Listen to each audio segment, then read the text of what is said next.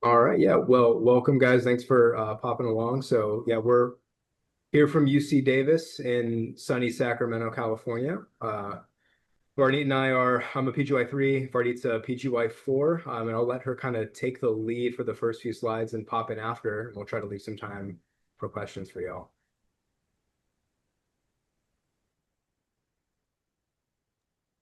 All right. Hi, guys. Thanks, Zach, for leading. So, this is kind of our crew.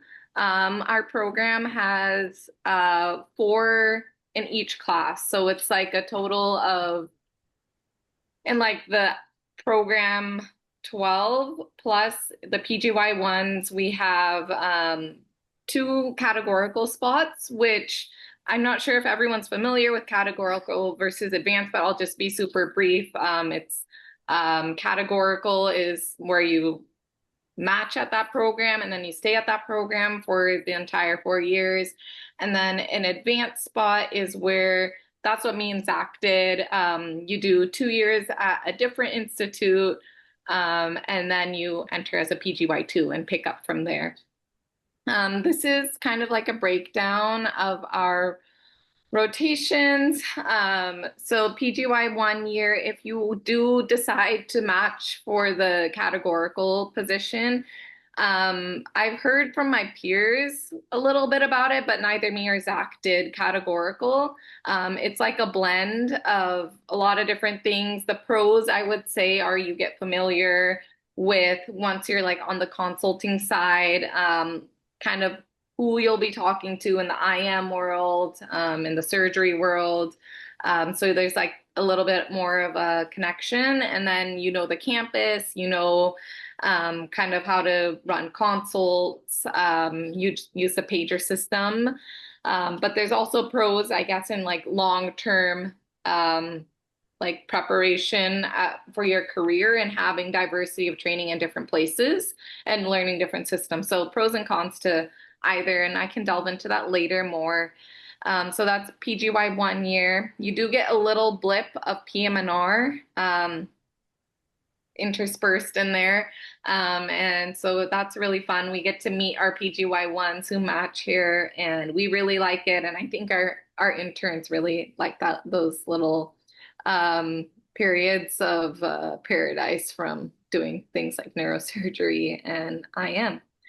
So PGY2 and PGY 3 year, this I guess is my opportunity to let you guys know that our program has been immensely um, graceful or gracious in altering. So this whole schedule looked way different before I entered, and then it changed again when I was a 3, and now it's changed again since I was a 4 in response to feedback that we've given. So that's a huge positive. Currently, the way it is it's wards heavy the first 2 years, and then the third year you do a little bit more consults. We wanted to get some early consult exposure as PGY3s, so this year is like the first year ever that PGY3s are getting a consult month as well as a selective month. So that is a really good thing for those of you who are interested in like an early match like pain. And then PGY 4 year, now that I'm a PGY4, oh my God, it's the light at the end of the tunnel. There is good in the world. You get to do a lot more. I mean, if you love inpatient or neuro rehab, you might like PGY 2 and 3 year better, but PGY 4 year is a lot more outpatient, a lot more diversity and like what you're doing, more procedural time, more neuromuscular. Yeah, that's kind of this. And then we do didactics twice a week. We can answer questions about that later if you want. Randy, you mind if I chime in here real quick as well? Yeah. Yeah, so you guys probably know from looking at some of the ACGME stuff, you have to do a year of inpatient PM&R and a year of outpatient PM&R. I'm sure you guys have talked about that on your various rotations. You'll do about 6 months of your inpatient wards, your PGY 2 year, and then about 5 or 6 months your PGY 3 year, interspersed with bouts of outpatient. So it's going to be like you can see on this schedule, about 2 months of wards and then 2 months of outpatient. kind of all built into that. And what Varney was alluding to with like regards to trying to match early for things like pain, you'll see these S3 blocks here in your third year. These allow you some selective time if you want to do rotations with our pain department, which is an anesthesia-based pain department. So you can figure out, do I really want to do pain? Do I really want to go through that process and try to match early? So there's a lot of flexibility in that regard. And to Varneet's point as well, our faculty have been very receptive to our requests for these types of things, and they've really moved mountains to try and make this happen. And yeah, I see your message down here. While Varney finishes up chatting with you guys, I will answer that in the chat. Thanks, Zach. Okay. I think we can go to the next slide.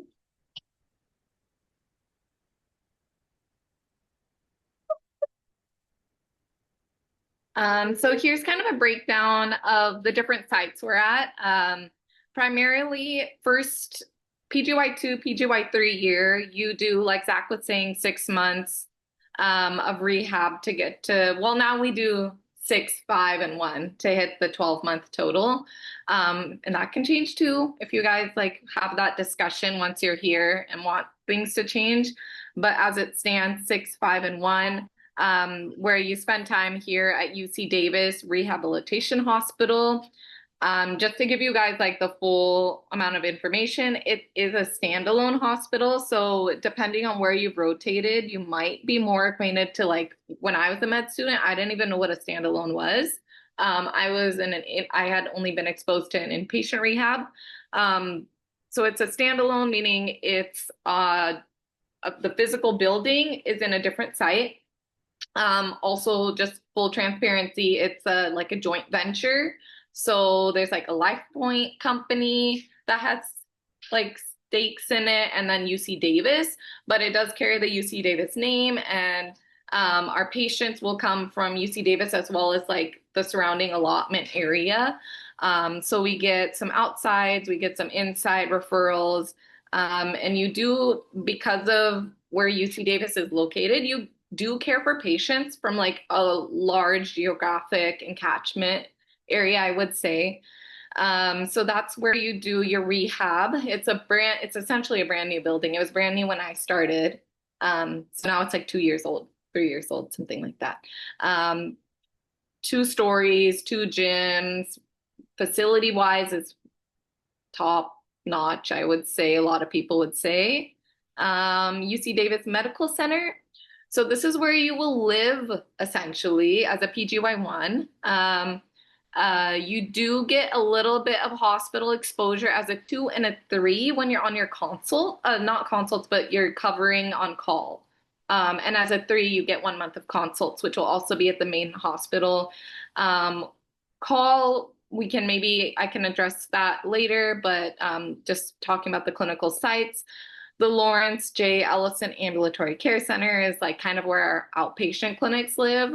Depending on where you did medical school, sometimes like the clinics and the rehab are all in one place.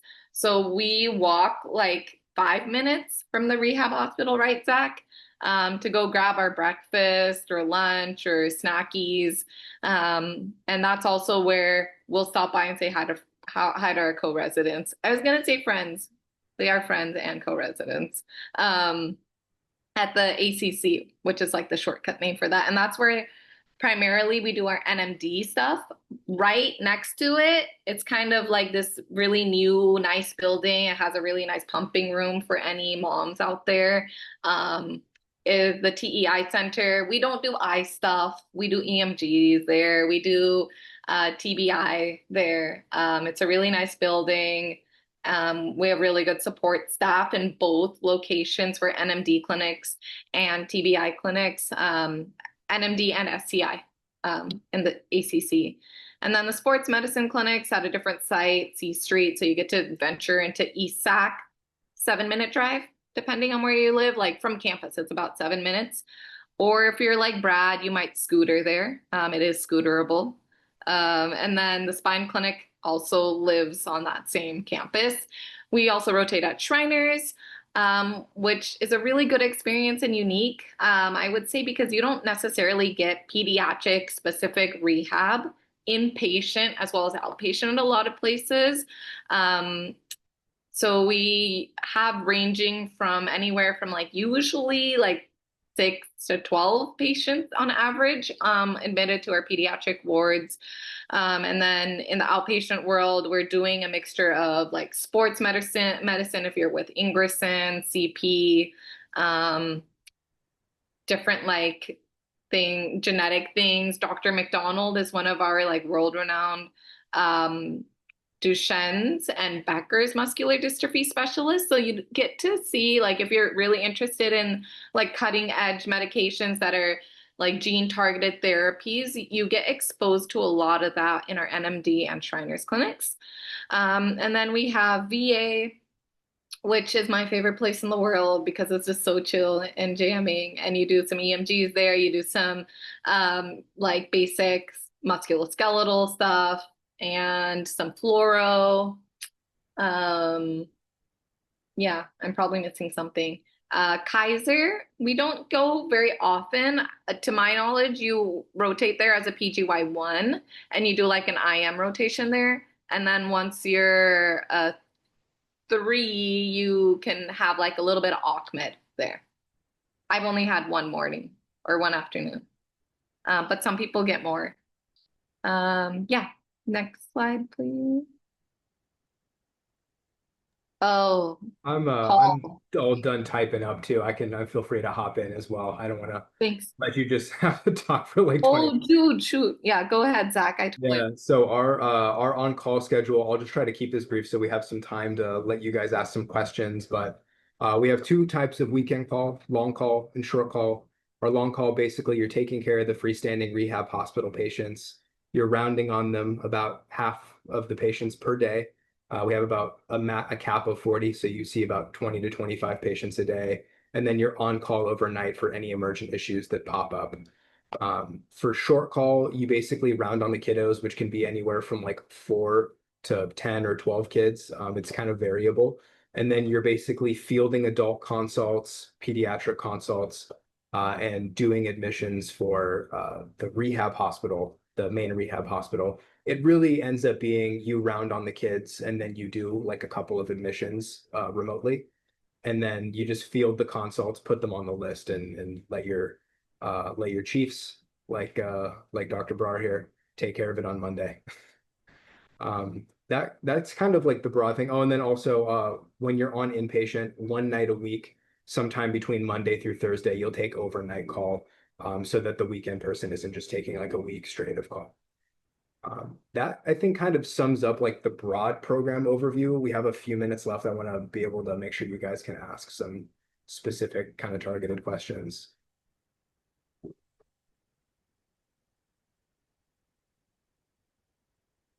Minimum, we do not have minimum step 2 or step 1 requirements. I am not sure about the J1 visa thing. That Yeah, is, I can speak towards that. My husband's Canadian. UC Davis does sponsor J1s and H1Bs. And currently our neuromuscular fellow, who's also Canadian, they sponsored her J1. So she's here on a J1. So our department has a history of sponsoring that.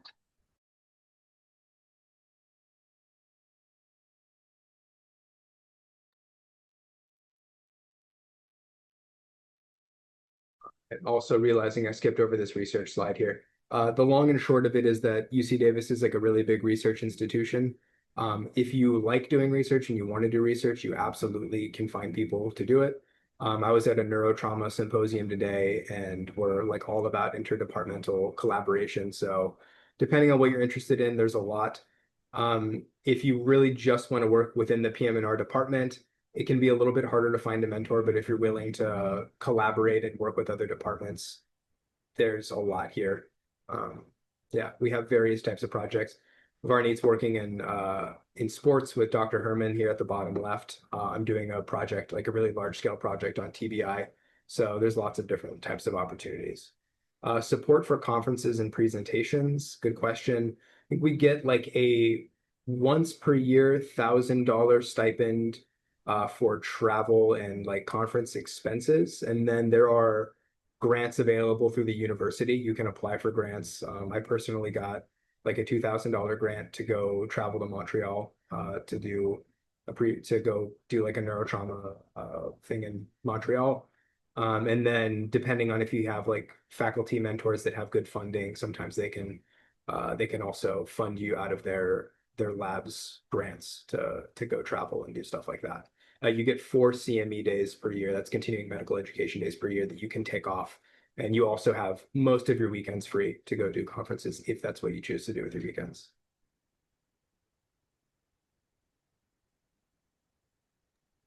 I think this slide is just highlighting that our sports, if you guys are interested in it, we work with like the River Cats, which is like a local, that's that one up in the top right. Dr. Waite works with Republic FC, but I don't think we get to work with them.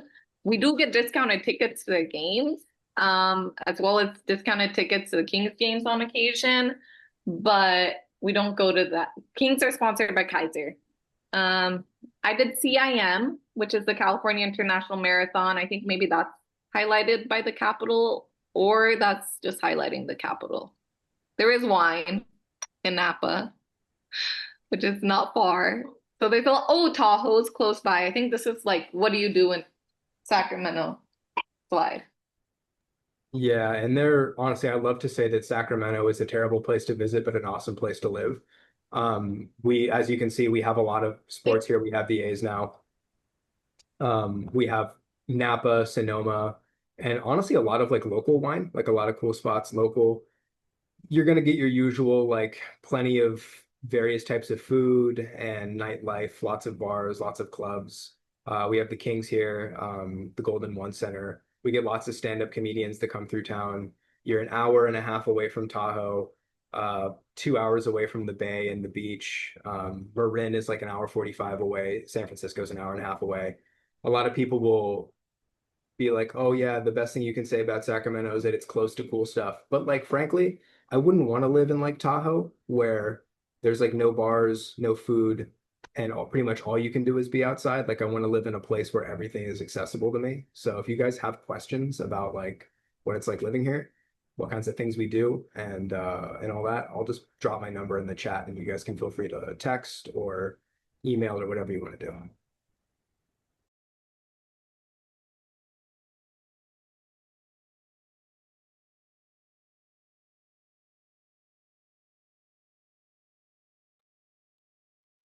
All right, guys, thanks for your time.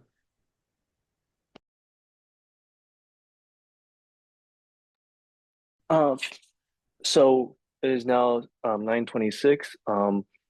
We're a little bit past our scheduled time, but if Varney and Zach are okay, we can do a little more questions or Yeah, I'm more than happy to keep fielding questions for sure. okay. So anyone have any questions? Oh, floor is open.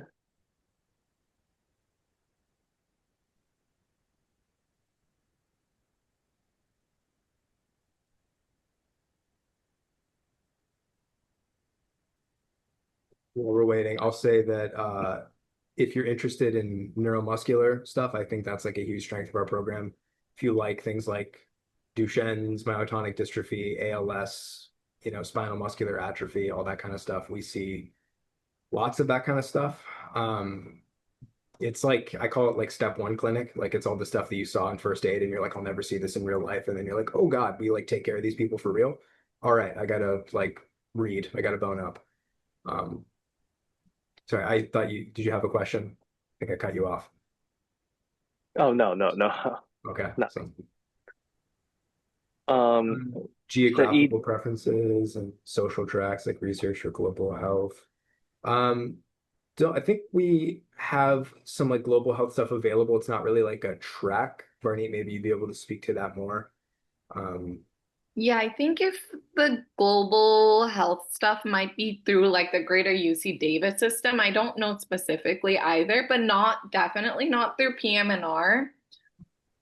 if you're interested in treating more minority specialties that may have like global origins, we, through UC Davis's partnership, have a lot of clinics, like the Paul Halm Clinic we do with Dr. Shin once a month. It's an MSK clinic. We do that with him. And then there's BIPSHE for sick populations. There's the Shia Clinic, which I think is women in maybe the refugee population. And those are three of kind of like the bigger health um, volunteer clinics. But the PM&R attendings that I know only volunteer through Paul Hom, which is Asian community. I asked, what specifically drew you to choose UC Davis? Mine was geography specifically.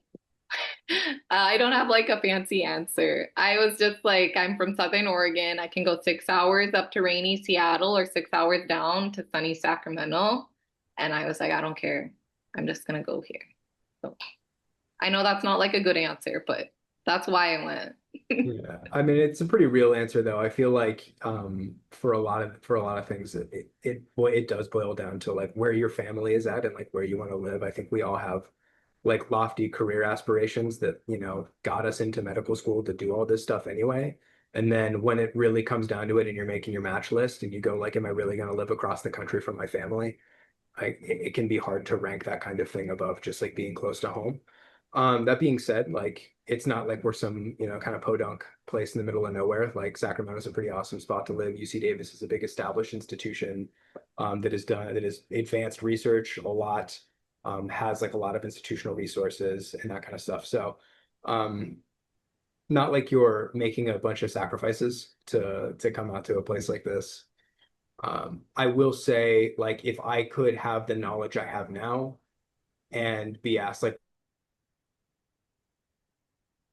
I would say, kind of like our evolving neuro rehab stuff and our NMT and our EMG training. Those would be like some of the bigger things. And frankly, I just like living in Sacramento. I think it's a pretty cool spot to be. And I'll try to address some of these other questions in the chat too. Thank you guys all so much for coming in tonight, and especially thank you to Zach and Vernie, even though she's not here, but taking time of your busy day to come speak with us. Really, really appreciate it. So thank you a lot, Zach and Vernie. She's not here. No problem. It was nice to meet you all virtually. If you do have All right. questions, feel free. Okay. Thank you so much. Good night, guys.